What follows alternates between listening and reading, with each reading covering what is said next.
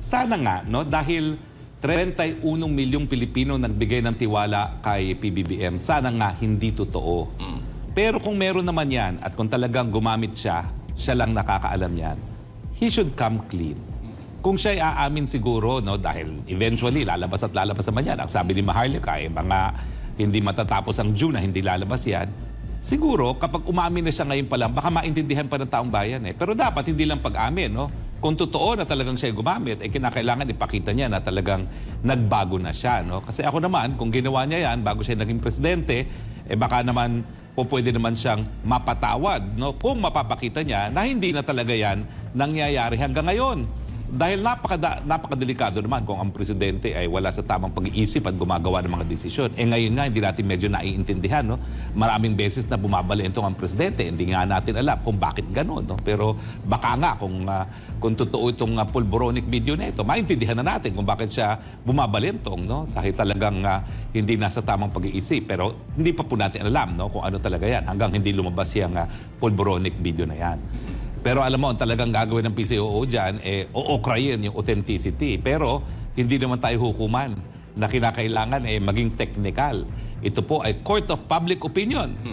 Kapag lumabas yung pulboronic na yan, kada Pilipino maghuhusga kung naniniwala sila at hindi. At kung karamihan ay naniniwala, sa tingin ko, wala namang Pilipino na papayag na patuloy manungkulan ang isang tao na nagpupulburon sa pinakamataas na pwesto ng ating gobyerno na po pwedeng maging mitsa sa buhay ng napakaraming Pilipino, lalong-lalo na kung mali ang desisyon na makikipaggera o hindi.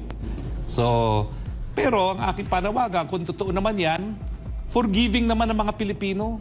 Aminin na bago pa lumabas kung totoo. Siya lang makakasagot niyan eh. Pero, at saka yung mga malalapit niyang mga kaibigan. Pero I'm sure ngayon, nag-uusap-usap na yan kung anong susunod na hakbang na gagawin nila, no? At I'm sure, dahil si Maharlika ay nag-confirm ng nakita niya yan, abay, hindi papayag yan na hindi ipapalabas ni Maharlika yan. Di ba?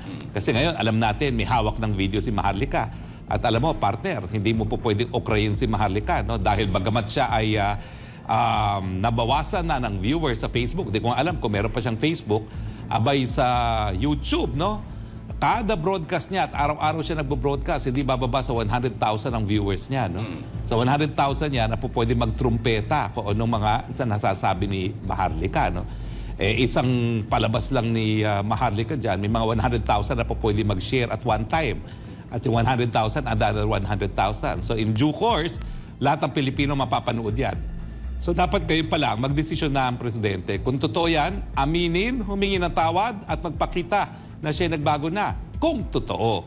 Kung hindi naman totoo, malalaman natin at lalabas talaga yan. The truth shall set him free. Pero mayayanig po talaga ang sambayanan kapag yung pulboronic video na yan ay napalabas. Madali lang naman patunayan, attorney, hindi ba? Sasailalim lamang ng isang drug test. Pero dapat yung the drug test ay may assurance na hindi rin mababago.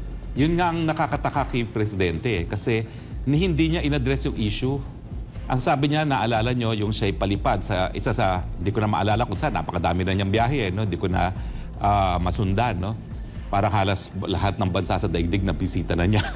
Pero anyway, nung isa sa paalis siya at siya nagkaroon ng press briefing bago umalis, sabi niya, kung maalala kong tama, I will not even dignify that with an answer.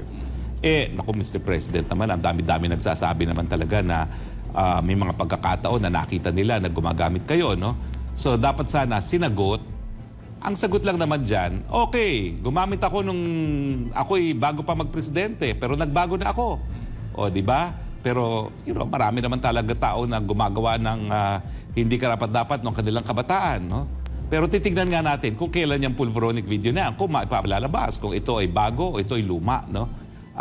Pero tingin ko kung luma yan, mapapatawad naman siya, no? Pero kinakailangan siguruduhin niya na wala talagang impluensya ngayon na siya ay nasa pinakamataas na katungkulan sa ating bayan. Ako naman yung nagsimula ng diskusyon na yan kasi it's a matter of time. Lalabas at lalabas talaga yan. Nung sinabi ni Maharlika ang nakita na niya, tingin nyo, hindi lalabas yan ni Maharlika? Lalabas at lalabas yan. So, kinakailangan paghandaan na. At ako naman nagmamahal dito sa ating bansang Pilipinas. Ayaw ko na magkakaroon ng pagkakagulo. So sa akin, ang apila, kung totoo, aminin na at humingi na ng tawad. No? At siguro, do the honorable thing. Resign. Kung totoo.